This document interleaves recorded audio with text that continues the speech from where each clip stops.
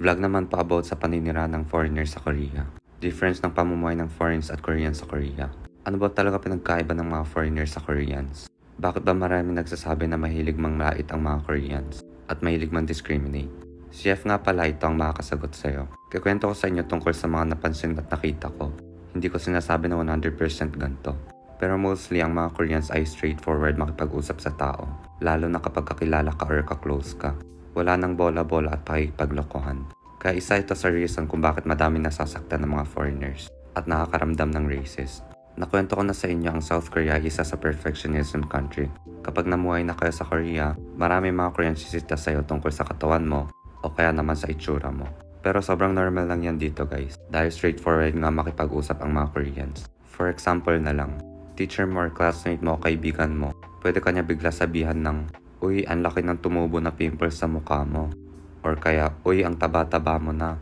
O kaya naman, "Magpa-botox ka kaya?" Kukumpara ko ngayon ang maging reactions ng Koreans at foreigners. Ang pag-iisip ng normal Koreans, "Shucks, as in halatang halata ba pimples ko? Siguro kailangan ko na maglagay ng patch. Or punta kaya ako sa skincare clinic bukas. Baka nagpalit kasi ako ng brand ng makeup." Ano naman kaya guys ang normal reactions ng mga foreigners?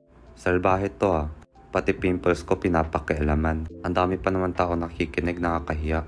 Pinapahiya ata ako neto Totoo pala nang discriminate talaga mga Koreans. Ramdam nyo na ba guys kung ano ang pinagkaiba? Ganon ba talaga ang intentions ng mga Koreans? Sinisita ka kaya para laitin ka? Or para mahiya ka? Ang sagot ko mostly hindi. Sa Korea guys, ang pagsasalita ng straightforward sa tao, hindi yun panglalait. Normal lang yun kasi mostly ang mga Koreans, iniisip nila na para sa'yo ang sinasabi nila. At ang mga Koreans na nakakatanggap ng gantong mga pagsita tungkol sa itsura, minsan nagpapasalamat pa sila sa mga ganon na sita na may magsasabi tungkol sa negative looks nila.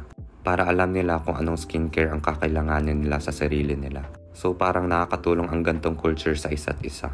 Hindi ka naman sasabihan ng negative things tungkol sa'yo kung hindi niya naman iniisip na close siya sa'yo at concern. Hindi ka papansin ng isang Korean kung wala siyang pakialam sa'yo. Pero ang mga foreigners hindi sanay sa gantong culture. Dahil napansin ko sa mga foreigners, sobra ang bulahan. Napansin ko mostly sa mga foreign cultures, sasabihan mo na ang ganda-ganda naman ng skin mo. Pero ang totoo, may napapansin ka din na hindi maganda sa skin niya.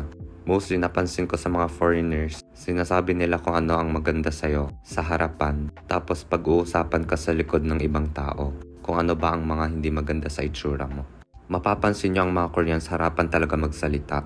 Hindi nila alam kung bakit kailangan pag-usapan ang itsura mo sa ibang tao at hindi na lang directly sa'yo. Pagsasaya ng oras ang feeling ng mga Koreans sa ganon at walang kwentang bagay na hindi makakatulong naman din sa'yo. Alam nyo ba kung bakit sobrang natutuwa ang mga Koreans sa mga foreigners? Ang gagaling kasi mangbola ng mga foreigners. Hindi naninita ang mga foreigners tungkol sa itsura kahit gaano ka kapangit. Sasabihan ka pa nga ng maganda at gwapo. At mukha bata ang skin mo at fresh na fresh ka.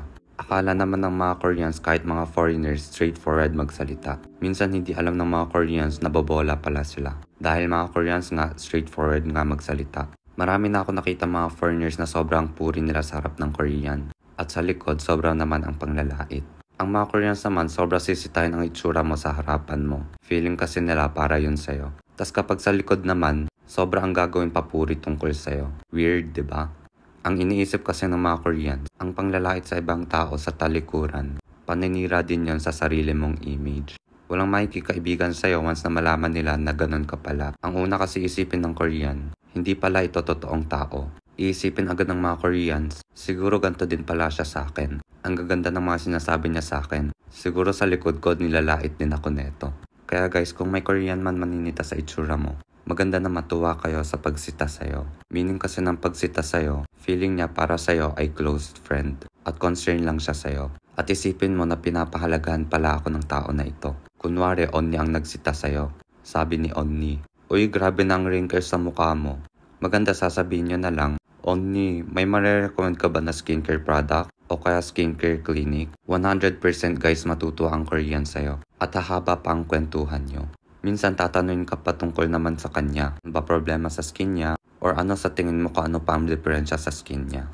Minsan tuturo niya pa sa'yo kung saan ba siya napunta na clinic or ano gamit niya ng mga products. Magsishare lang kayo mga kaalaman nyo para mas gumanda pa kayong dalawa. Minsan mako-confuse ang mga Koreans kapag sumimangot ka or kapag inaway mo siya. kung bakit siya pakialamera.